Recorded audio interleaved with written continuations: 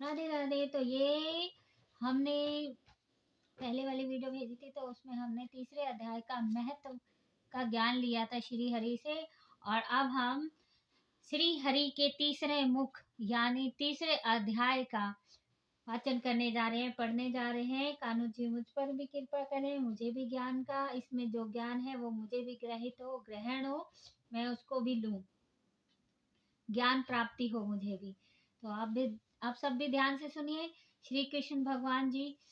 ओम श्री परमात्मा है नमः। तीसरे अध्याय का शुरुआत। इस पर अर्जुन ने प्रश्न किया, हे जनार्दन, यदि कर्मों की अपेक्षा ज्ञान आपके श्रेष्ठ मान्य है, तो फिर हे केशव, मुझे भयंकर कर्म में क्यों लगाते हो तथा आप मिले हुए से वचन से मेरी बुद्धि को मोहित सी करते हैं।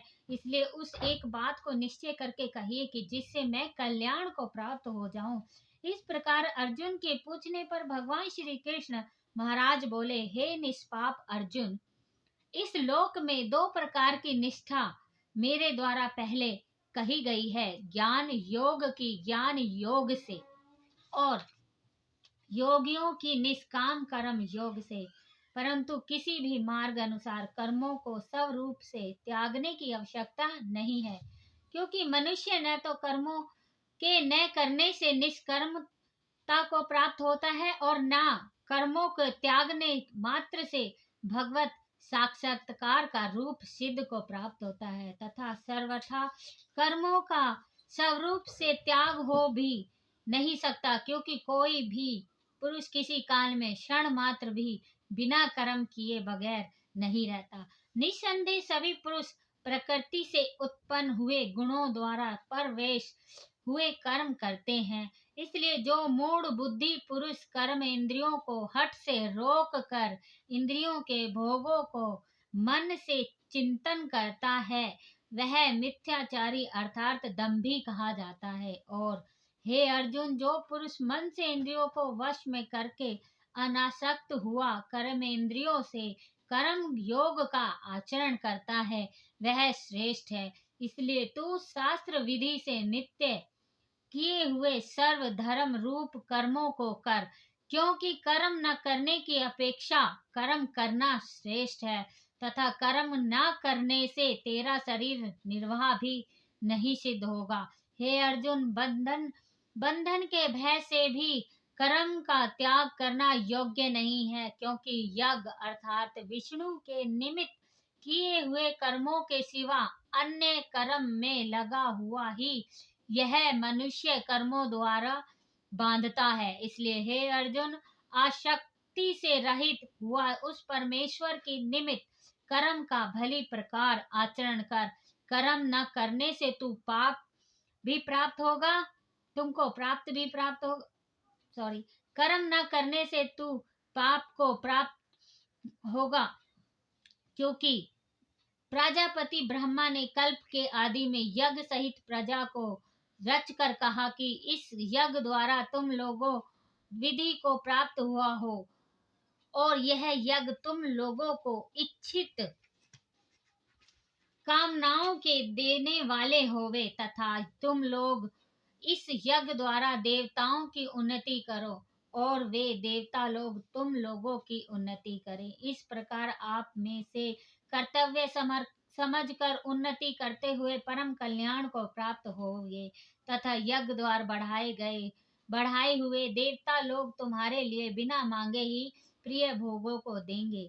उनके द्वारा दिए गए भोगों को जो पुरुष इनके लिए बिना दिए ही भोगता है, वह निश्चय चोर है, कारण कि यज्ञ से शेष बचे हुए अन्न को खाने वाले श्रेष्ठ पुरुष सब पापों से छूटते हैं, और जो पापी लोग अपने शरीर पोषण के लिए ही पकाते हैं, वे तो पाप को ही खाते हैं, क्योंकि संपूर्ण प्राणी अन्न से उत्पन्न होते हैं, और अन्न की उत्पत्ति वृष्टि से होती है, अर्थात वृष्टि यज्ञ से होती है, और वह यज्ञ कर्मों से उत्पन्न होने वाला है, तथा उस कर्म को तू वेद से उत्पन्न हुआ जान, और वेद अविनाशी परमात्मा से उत्पन्न हुआ है। इससे सर्वव्यापी परम अक्षर परमात्मा सदा ही यज्ञ में प्रतिष्ठित है। हे पार्थ, जो पुरुष इस लोक में इस प्रकार चलाए हुए सृष्टि चक्र के अनुसार नहीं बरतता है, अर्थात शास्त्रानुसार कर्मों नहीं करता है, वह इंद्रियों के सुखों को भोगने वाला पापायु पुरुष व्यर्थ ही जीता है।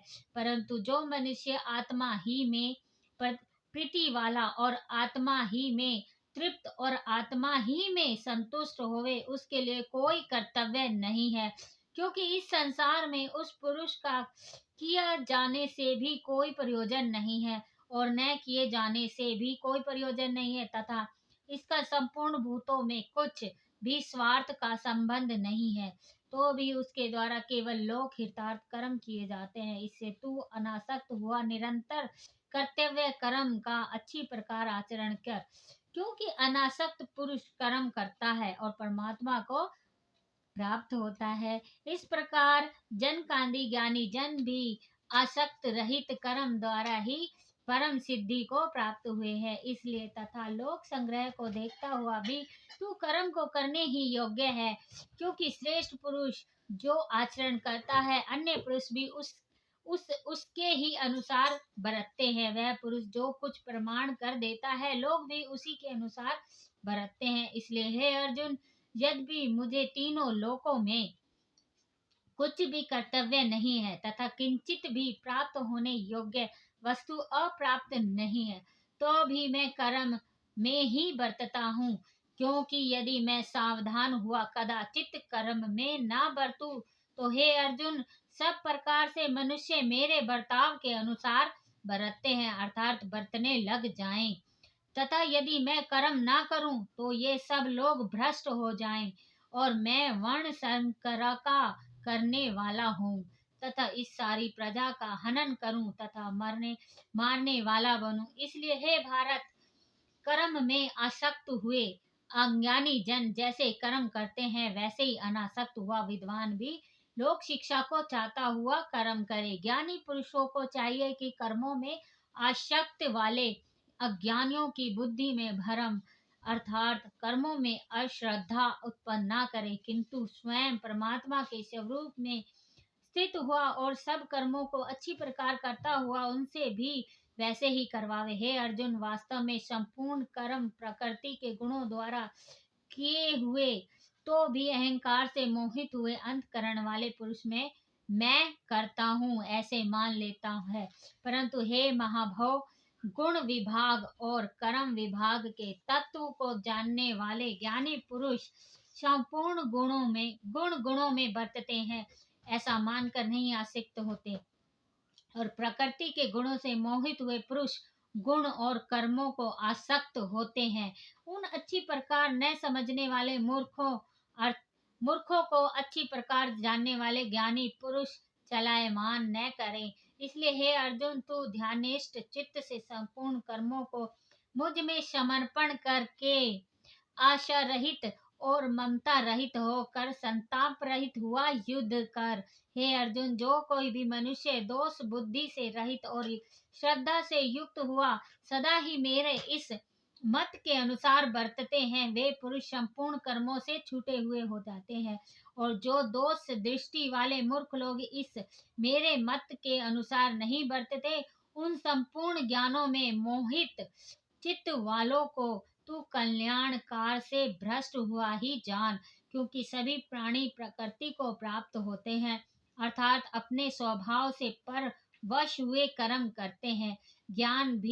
ज्ञानवान भी अपनी प्रकृति के अनुसार चेष्टा करता है, फिर इसमें किसका हट क्या करेगा। इसलिए मनुष्य को चाहिए कि इंद्रियों के अर्थ में अर्थात सभी इंद्रियों के भोगों में स्थित जो राग और द्वेष है उन दोनों के वश में नहीं होवे, क्योंकि इसके वे दोनों ही कल्याण मार्ग में विघ्न करने वाले महान शत्रु हैं।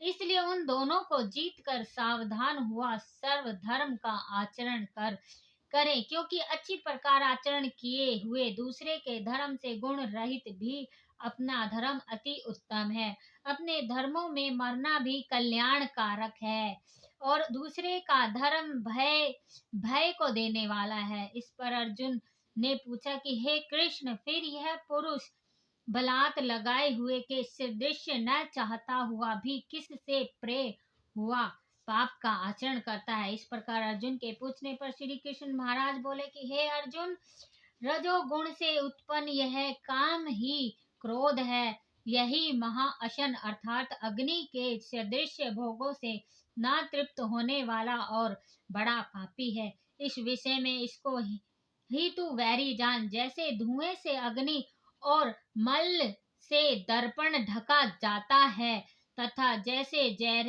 जेर से गर्भ का ढका हुआ, वैसे ही इसे काम के द्वारा यह ज्ञान ढका हुआ है। और हे अर्जुन, इस अग्नि सदृश ने पूर्ण होने वाले काम रूप ज्ञानी योग के नित्य वैरी से ज्ञान ढका हुआ है। इंद्रिया, मन और बुद्धि इस काम के वासस्थान कहे जाते हैं और यह काम इन मन, बुद्धि और इंद्रियों द्वारा ही ज्ञान को आच्छादित करके इस जीवात्मा को मोहित करता है। इसलिए हे अर्जुन, तू पहले इंद्रियों को वश में कर के ज्ञान और विज्ञान के नाश करने वाले इस काम पापी को निश्चय पूर्वक मार। और यदि तू समझे कि इंद्रियों को रोक कर काम रूप वैरी को मारने की मेरी शक्ति नहीं है, तो तेरी यह भूल है।